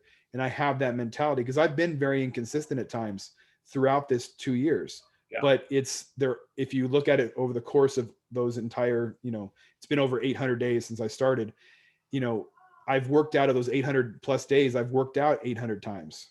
Wow. So it's partly about knowing that, okay, if some of those workouts was a 20-minute walk or part of those workouts was just running around with my son, like those are still ways of being active. Right. And the times where I did, there was one day at the end of May where I ran a half marathon because I had been running, I've been running all year. And so I've been running to the point where, a 5K or a 10K is actually not that hard for me to run like a, 9 or 10 minute pace, which is so much better than I ever did when I was doing the half marathon before. Yeah. And so one day I went out for an early run and I'd run I got to the 10K mark faster than I'd ever run before. And I was feeling pretty good. So I kept running, a couple more miles. I got to about the 9-mile mark and I was like, well, I might as well get the 10. Because I'm already at 9 and I'm feeling pretty good. So I text my wife on my phone. I'm like, you okay if I stay out for a little longer? She's like, oh yeah, sure. We're fine here. So I get to about 10 miles and I'm like, well, actually where I'm at, if I go this way, I'll probably get to like 10 or I'll probably get to like 11 or 12 pretty easily. Why don't I just shoot for a half marathon? It was really funny how I just went like in the middle of a run. I'm like, let's just do a half marathon. Yeah. And so I text my wife again. I'm like, I know this will sound weird, but do you mind if I just run till I get to 13.1 miles? She's like, yeah, if you want to. I mean, okay. And so then I didn't care about my time anymore because I was just like, well, let me just finish. Right. And so, I think I ran more of like an 11-minute pace, the last couple miles. But I ended up running like a 2 hour and 10-minute half marathon. That's awesome.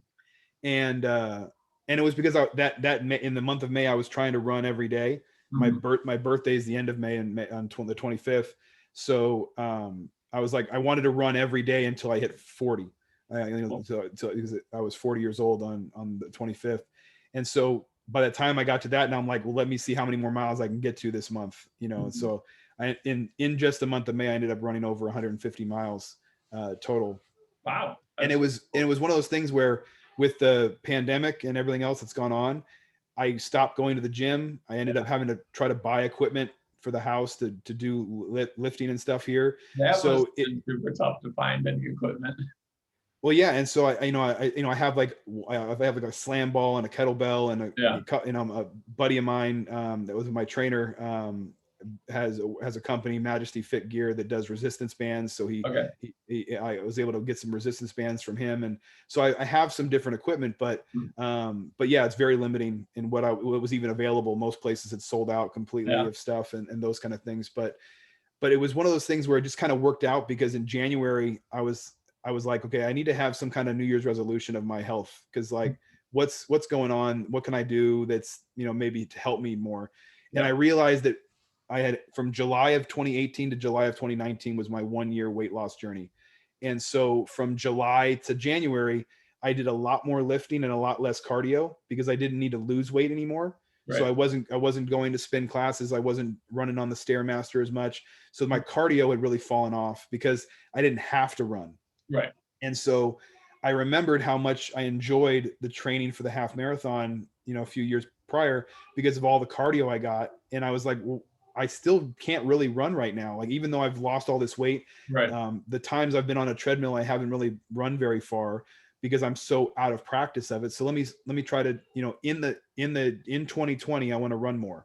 And so I had this wild idea of like, okay, I'm going to run 3 miles a day, or average 3 miles a day for the year, because that'll be 1,100 miles for the year. And my wife and I first date was on the 11th, so that number 11 has always been a number for us. So I was like, all right, 1,111 miles I'm going to run in 2020, which ironically is like, funny enough, is like actually a much better idea to do than anything I would have done at the gym, because I was like, I'm going to do bench press of this much weight. I wouldn't be able to keep pursuing that, because I didn't have access to a gym.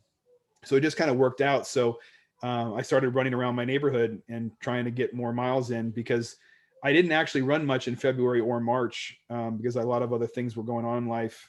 And so once we got kicked out of school and kicked out of our lives, it was like, well, what can I do? And so I'd start running around my neighborhood and stuff, and so just little by little I got more comfortable running, to the point where I've run over 700 miles this year. And it's and so it's one of those things where it's like there was no rhyme or reason for that 1111, other than just a silly number, know. And I knew I was never going to hit that, but it was more about setting some goal that was way beyond what I could do. But in the meantime, I've run probably 500 miles more than I ever ran in any stretch of time. Yeah. Because even when I trained for the half marathon, I'd only maybe run about 100 or so miles, or maybe more than that. But it wasn't like I'd run a ton. Right. And so the idea that I've run this many miles is so insane to me. And it's just like, and even now, like, I'm not running as much. The weather's changed a little bit. It's a little harder to find time. And there's other things in my life that we don't need to get into, but it's like, so I haven't run as much these last few days, but it's like, who cares? I don't have to get to that 1111 number, but it was a goal to set, to kind of give myself a challenge. And then whether or not I actually achieved that challenge is irrelevant, because the pursuit of it was what got me to a better and a healthier place. And so that's been great for me. Yeah. And I would say the first 2 times your weight loss journey, success was measured by the scale. And last time success was measured by how you feel and being healthy. So when did you start writing a book, or where did that come up? So so July 27th, 2018 was when I started my journey. And it was funny because I didn't take a day one picture. Everyone takes a day one picture or whatever. I have a lot of day one pictures. Yeah. Well, and so do I. I was like, oh, today's day one. Like I've had so many. I get it on Facebook when sometimes the 3 year or 4 years ago kind of things, where it'd be like, I said to all my Facebook friends, it's like, today's day one. And so I'll kind of laugh, because it's like, that happens to us all, right? Yeah. So I didn't take a day one picture. I did do a day two video. A guy, Dre, that I've become friends with, was on his own weight loss journey, and he had been sharing videos of his weight loss. And I thought that was a great idea. You know, Twitter, Instagram, all these things. I didn't even have Instagram at the time. But Twitter was something I was on all the time. And I was so impressed by what he was doing that I wanted to do it too. So I did a day 2 video. I had just had my first workout with my trainer. So I was like, you know, hey everyone, I'm on day 2, you know, day 3 is tomorrow. My abs should be coming any day now. Like, you know, it was just kind of like, but I was 320 pounds. I was like, I think I had 9 minutes left. So I was doing a 30-minute elliptical at the end of it was just a core workout. Like we didn't even do any kind of lifting. We just did core. And then I went to do 30 minutes on the elliptical. So I was only 21 minutes into my elliptical workout and I am sweating like crazy. I am exhausted. One of the reasons I started the video at 9 with 9 minutes to go is I didn't know if I could finish the 30 minutes. So I was like, let me do this video so I can maybe motivate myself to finish. Yeah. Because I in the video I said I had 9 minutes left. So I think it was like my mental, like, you know, pushing myself to be like, I have to do these last 9 minutes so that this video is real, you know? Yeah. And that definitely was one of those things, knowing I wanted to post something online each day was also a very big motivator, because there were some days where I didn't want to go to the gym. Yeah. And I told myself that I was going to do something at the gym every single day, that I was going to do something for 7 days a week. And part of it was I wanted to make sure my activity was part of my, you know, goal. Part of my plan was to do something every day. So I had that motivation. I had that momentum to get something done. So what I would do is like, my trainer at the time early on I would see my trainer on Saturdays. So Sundays would be kind of my day off. Okay. But I would go to the gym on Sunday anyway, and I'd get on the stationary bike and I'd just pedal for like 20 minutes or 30 minutes. And I would just put something on the TV and I wouldn't even care how fast I was going, but it was like, I'm going to still do something on my off day. Right. And it was just kind of the way to kind of push through all the excuses. And so knowing I had to post something each day, or at least that I wanted to, it got me to the gym on days I was going to skip. And so I got to, you know, day 50 in a row, day, you know, 100 in a row. And so having that momentum was really good. And we had some fires in the middle of that. And so the first day I didn't work out was in the middle of those fires that were in Southern California a couple of years ago. And so it was frustrating to not have something to post about that day.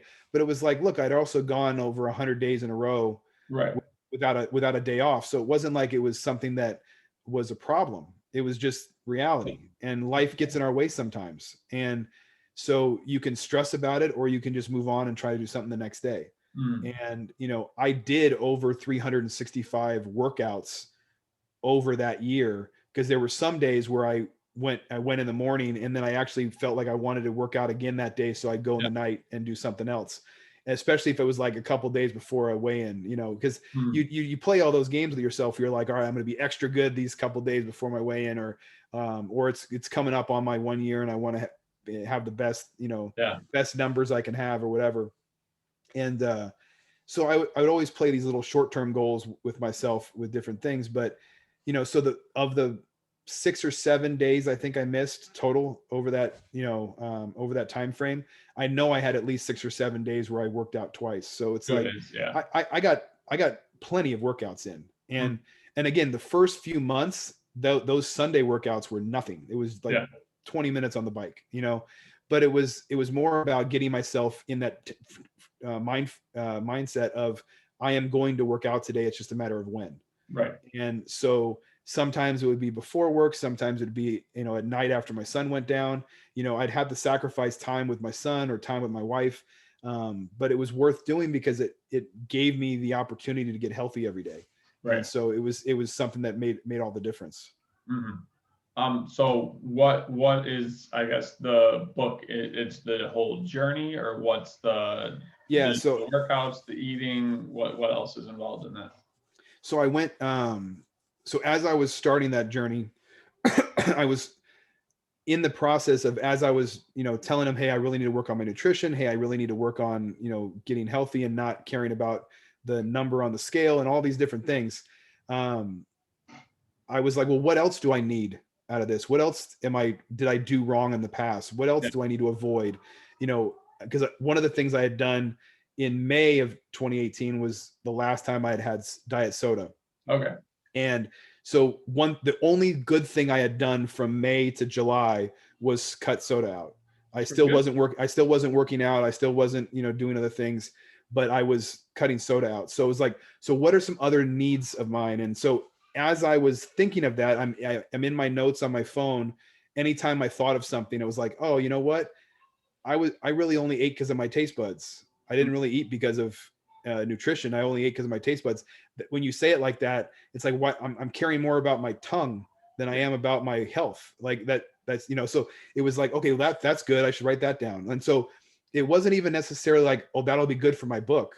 It was like, Oh, that's just good for me to know. Like, and so, yeah. and as I got these different like pearls of wisdom or whatever you want to call them, it was like, I realized these are things that I should share. Mhm. And so, you know, sometimes I'd share them in a video, like if I was on this elliptical and I was like, oh, by the way, you know, the journey is more important than the destination, or, you know, Yeah. some kind of thing like that. Like I would want to include some of the things I'd come up with or some of the things I thought of For sure. as just like daily affirmations, daily thoughts or whatever. But as I started really putting them together, I was like, I want to go deeper into this. I want to write, you know, as a writer kind of, you know, in my past, it's like, no, I want to write this out. Like I want to Mhm. write a whole paragraph.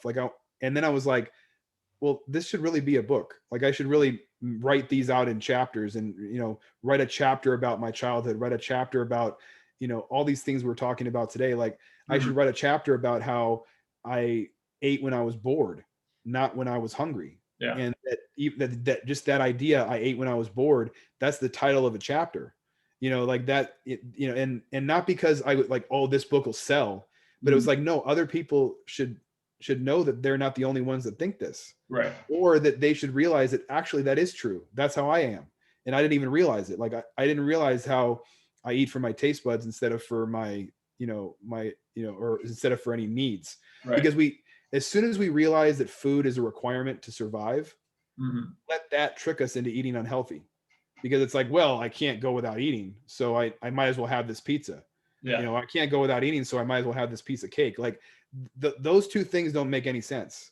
Like you can have, like, we eat all the time. Like Mhm. you'll be fine if you go. We'll make it.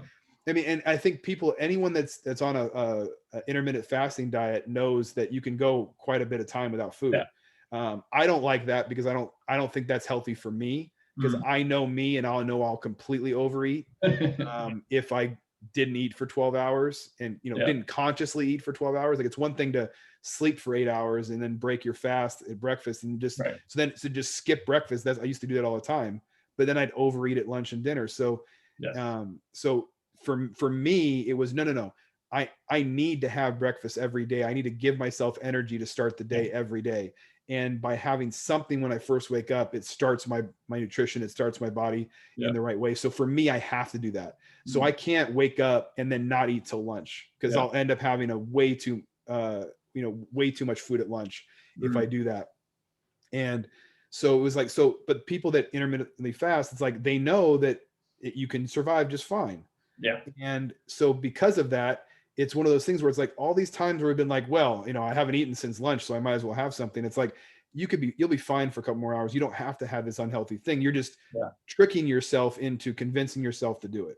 Yeah. And I think that was of the reasons I wrote the book. It was mostly to just process my own realizations. Mhm. And once I did that, you know, even part of the book at the end of the book is actually um, asking questions of some of my Twitter followers of, you know, their own journey and what they, you know, their That's pretty pursuits and cool. what their goals were, and sharing their stories too, because that was what the point of my book ended up being. Was it was like, this is to showcase that we're all going through something.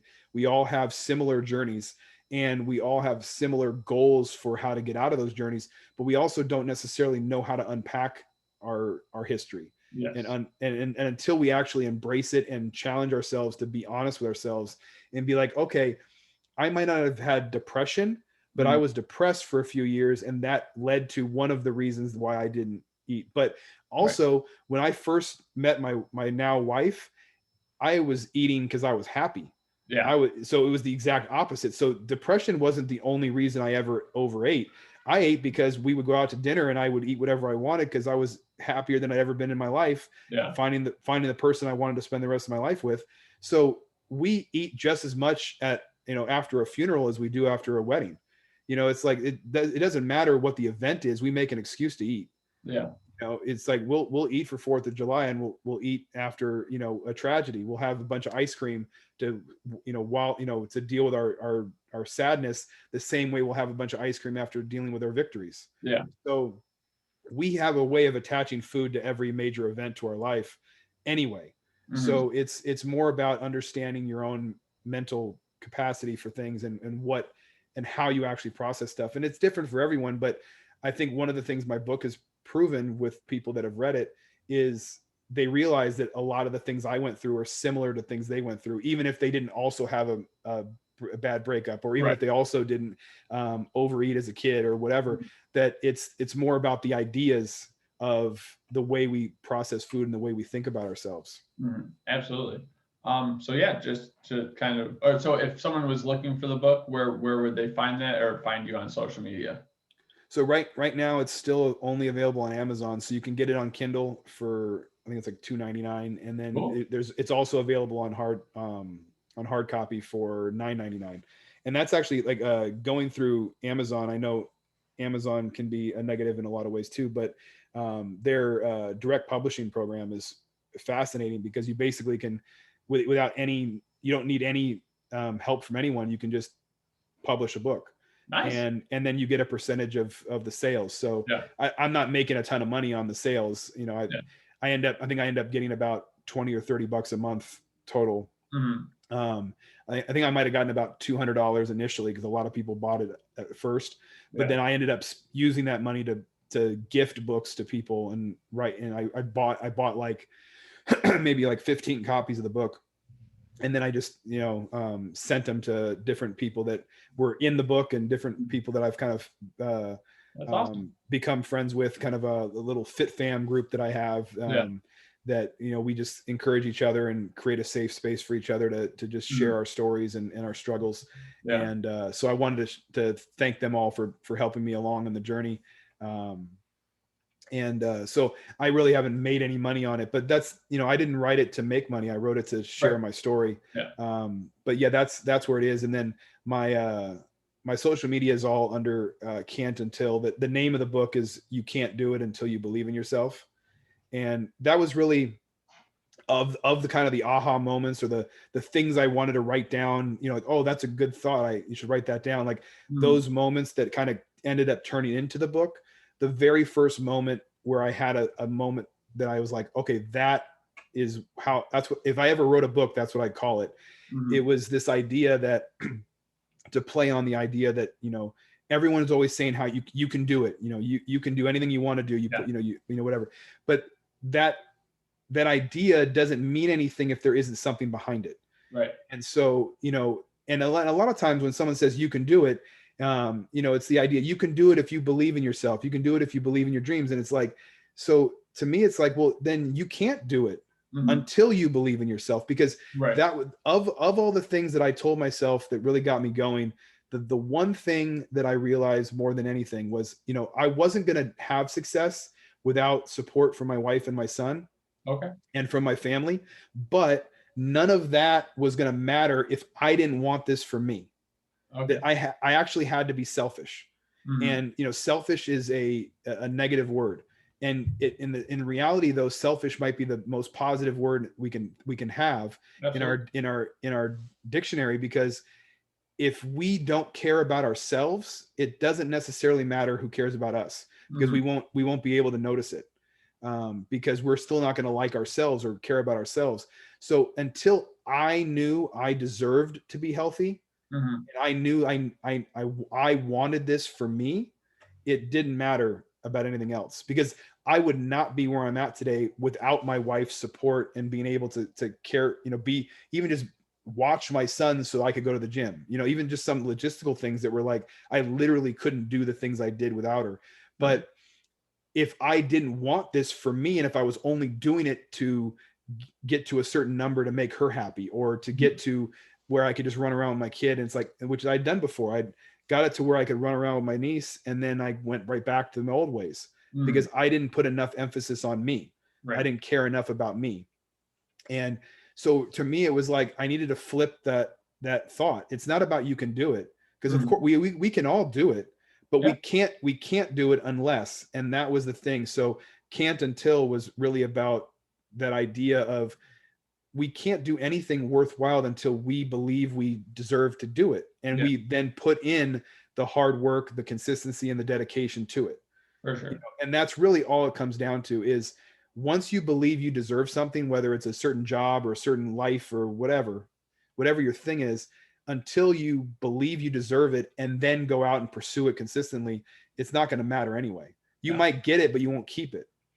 That's the other thing too, is that, the biggest key to maintenance is not about any huge shift change in our mindset. It's just continuing to care about what you care about. It's just continuing to do the things that you should be doing. If you see like for me, pizza is a huge trigger where I can't just have one slice. If I see a bunch of pizza and I'm like, oh, I've been good all week, I can have one. It's like, well, yeah, technically, sure, but I don't know how to have just one. Right. And eight slices later, I've sabotaged what I've been working for. And I haven't sabotaged it for life, but I screwed my calories up for a few days now. And there's been plenty of times where I've eaten well over my calories, but then over the course of the week or the month or the year, I'm still averaging, 3,100 calories a day or 200 calories a day. And I'm supposed to be eating about 3,500. So I'm still fine. Right. So it's like the numbers are sometimes way off. And my MyFitnessPal is a bunch of greens and reds and greens and reds. And, it's like, there's very few weeks where it's all green, right? Because that's not what life is. Life is always going to be that up and down and up and down. For sure. But if you don't stress about it and don't overthink it and be like, all right, well, I screwed up yesterday, so what can I do today to fix it, or to at least clean it up? Absolutely. Let me have 200 calories less than I did yesterday. Let me have 200 calories less the next day, and let me average it out over the week or over the month so that my numbers are where they should be.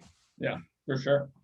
So kind of to wrap things up, the two end questions, what is health to you? Not necessarily the dictionary definition, but what do you determine that health is? I think health is when you have a combination of the physical and mental health for yourself. That I think health is a very selfish thing, where if you feel healthy because you're mentally and physically healthy, then everything else can take care of itself.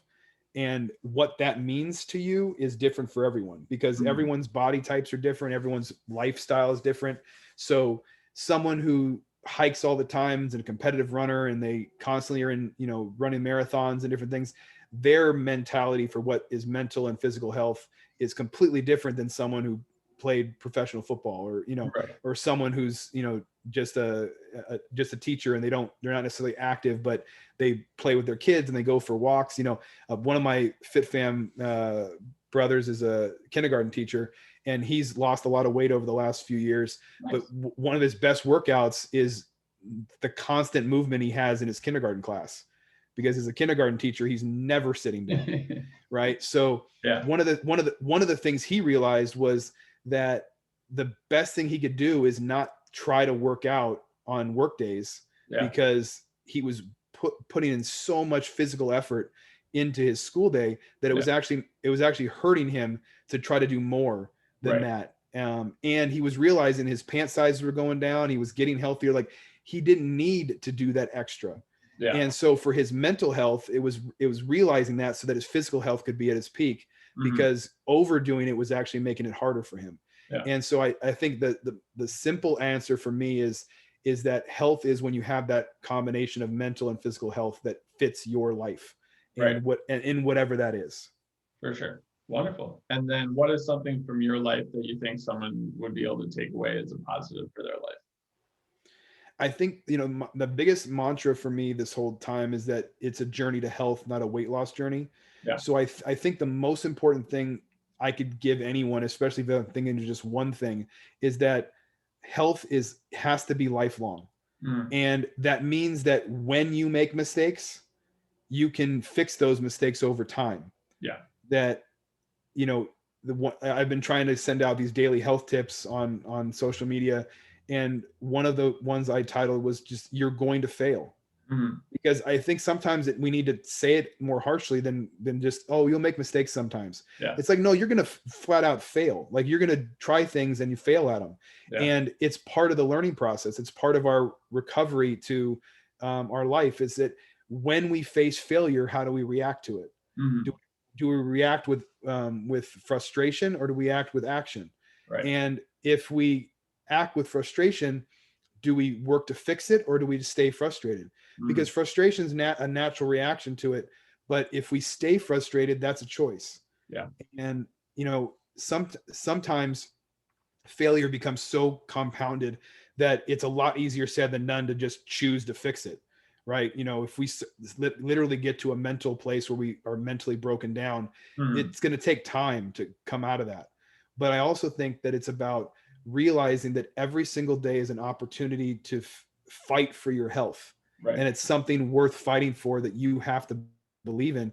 And until you do, like, I'll get some silly, like, anytime, it's funny, anytime I mention how diet soda is bad for you, I always get more attention online. Yeah. Because I'll get people that'll be like, well, I like soda, or, you know, I can't get rid of soda, or you know, don't tell me what to do, or, you know, different things like that. And it's like, look, it's, you know, you have to, if you don't want to do it, then I'm not trying to force you to. I'm just telling you, in my experience, I got addicted to it and it was dangerous for me. And I need to treat it like an addiction. For sure. So for me, I'm never touching it again. But at the same time, it's like, look, if you just do anything in moderation, you're going to be okay. Yeah. But sometimes people can't do things in moderation. Yeah. You know, my father's, one of my father's best friends growing up, you know, loves to drink beer. And his doctor one time told him, and he's a funny guy. So he's like, his doctor told him one time to start drinking in moderation, because, you know, he's needs to maybe cut down on his drinking. Yeah. So he jokingly said to my dad that he just renamed his garage Moderation. So that way he could just go to the fridge in the garage and drink in moderation.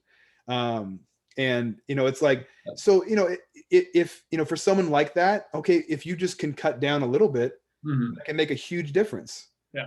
You know, telling someone to completely cut things out in something that they don't want to cut out, it's like, well, that's forcing someone into rehab when they're not ready. Yeah. And it never works. So it's more about, you know, the first thing for me is realizing that you deserve this. And that to me is, if nobody else hears anything that I ever say, it's, you deserve to be healthy, and just leave it at that, and let them come to that conclusion on their own. And as soon as they're ready to embrace that idea, then they're ready for day one. And day one should have started yesterday, but whatever, day one can always be today. Yep. Until you believe you deserve health, nothing else is going to matter, because even if you have success, it's not sustainable, because you're going to make unhealthy choices once you get to different plateaus you're comfortable, you know, stopping at. And I did that twice, you know, so I know from experience that it's so easy to go back the wrong way. So because I know I deserve health, and because I know this is a lifelong journey, those two things are keeping me from any prolonged mistakes. Because I've made mistakes constantly for 2 years. And yet I've lost 130 pounds. I've kept all of that weight off for over a year now. And I don't plan on stopping. Right. And all of those things are in part because of all my life experiences of knowing I can always go back to that. Yep. But mostly it's just because I know I deserve it. And I know that it's a lifelong journey. So I know that today is the next day in that journey, not that I've ever reached some kind of finish line.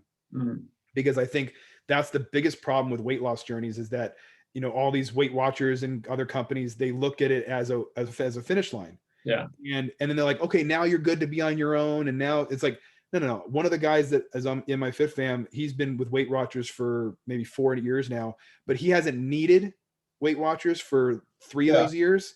But it doesn't stop him from going, because it's his way of not only continuing to care about his health, but also help the people that are there know that it's a lifelong thing. Yes. And to me, that's the rarity, is that very few times does anyone join a group like that and stay with it after they've achieved whatever their success is Yeah. defined as. Because so many times it's like, oh, I'm good now, I can go on my own, and you go right back to your bad habits. Right. You go right back to making your excuses and not going to the gym every day and those kind of things. And reality is that it doesn't matter what your plans are, as long as you make those plans. Yeah. If you plan out your food when you can, if you plan out your workouts when you can, and then adapt when life gets you in the way. You know, this global pandemic is one of the most intense things we've all had to deal with ever in our lives. And a lot of people have gained weight in the process. A lot of people have stopped working out in the process. But it's not like you can't still do, you know, lunges and air squats and wall sits and push-ups, and you know, you get a pull-up bar of some kind. Now you can do pull-ups, and there's so many different things you can still find ways to do. It's just a matter of making the time and making an effort to learn about all the different things you can do. And when you make time for things, it'll happen. So when you make time for unhealthy choices, you'll be unhealthy. When you make time for healthy things, you're going to do the right research or put the right time in to find out how to adapt when things seem unadaptable. Yeah. If that's a word. We'll go with it.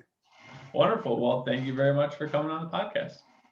Yeah, man, this is great. I always appreciate being able to share my story. So I appreciate you giving me a chance to share. Yeah, absolutely.